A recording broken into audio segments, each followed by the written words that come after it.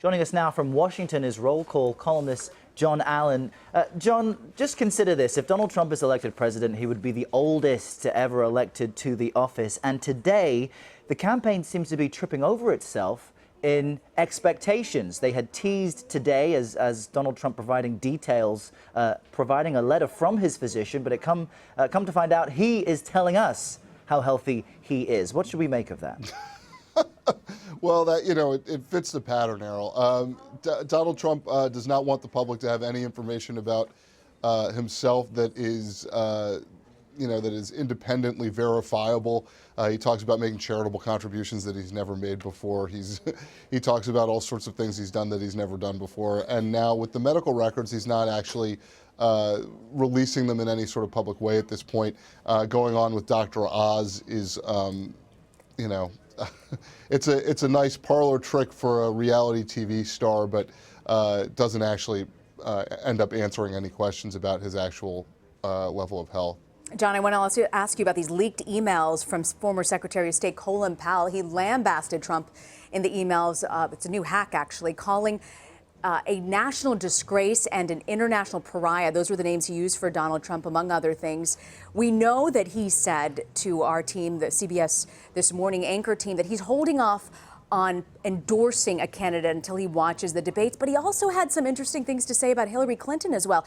How damaging is this for both candidates? I think to some extent, there will be a little bit of embarrassment on the Clinton side from Colin Powell judging in those emails that she fouls up because of hubris over and over again, and some of the things like that. On the other hand, what he said about Donald Trump so feeds the narrative of moderate establishment Republicans about Trump, that he's an international pariah, that he's been fomenting racism with his birther movement. Those are things that really are harmful to Donald Trump because they reinforce the narrative that Donald Trump doesn't want out there. And I think, coming from Colin Powell, who is a widely respected American public servant for so many years, it's damaging, and particularly because it shows what Colin Powell was thinking privately, even if he wasn't going on television. Is it also damaging, though, for Hillary Clinton? It was fascinating. He said Benghazi is a stupid witch hunt. It was basic fault is on the courageous ambassador who thought Libya loved him too much, and I'm okay in this vulnerable place. That was an email, apparently, that he was leaked from, that he sent to former Secretary of State Condoleezza Rice. Do you think it's damaging for Hillary Clinton as well? I don't think it's damaging for Hillary Clinton that he thinks that the Benghazi investigation was a witch hunt.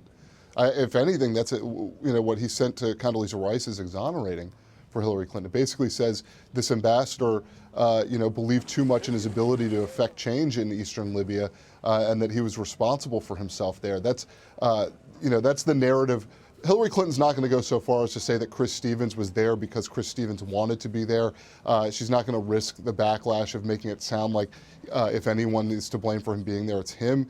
But that's essentially what Colin Powell is saying to Condoleezza Rice. And so in that particular email is exonerating for Hillary Clinton. We're just seeing footage here from Hillary Clinton leaving her daughter's apartment over the weekend after she suffered being overheated. She said it appeared as if she fainted, and it reinforced this idea with the development that she was diagnosed with pneumonia on Friday, that the Democratic nominee is just so secretive, and too secretive. Many Democrats saying that.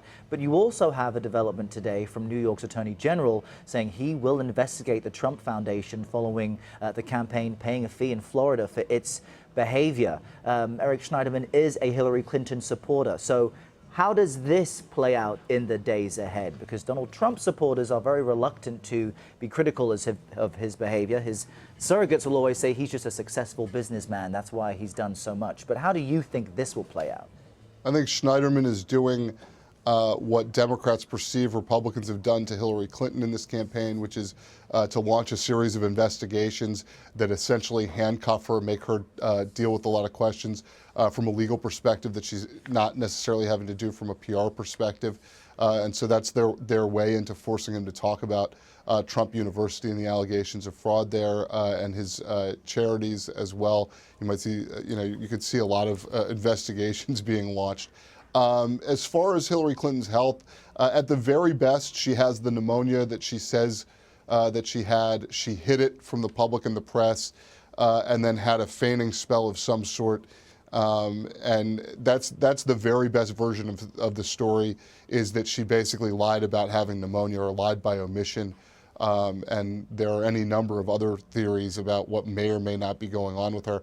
She's going to have to address her health care in a much more full way, I think, for the American public to be reassured that she is fit to serve as president. Before we let you go, John, let's take a look at some of the polls. Fascinating to see Trump leading in Nevada and Ohio, really tightening up there. And as the Trump campaign has continued to slam Clinton over those comments, basket of deplorables remark, do you think that's really going to hurt her, as well as that really difficult video to watch on Sunday, seeing her knees buckle as she was trying to get into the car?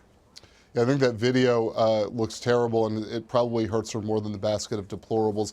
I think it's always bad for a candidate to talk about other human beings in ways that suggest that they're irredeemable, or that that they basically put people in a monolith. But I also think that most of Hillary Clinton's supporters believe what she said about Donald Trump, so it rallies her base a little bit, rallies his base a little bit, ends up being mostly a wash. Maybe a few independents are moved by it. And we can only expect this to get more brutal, dirtier in the weeks ahead as we approach Election Day. John Allen, thanks for your insight, joining us from Washington. Take care, Errol. Take care, Rena.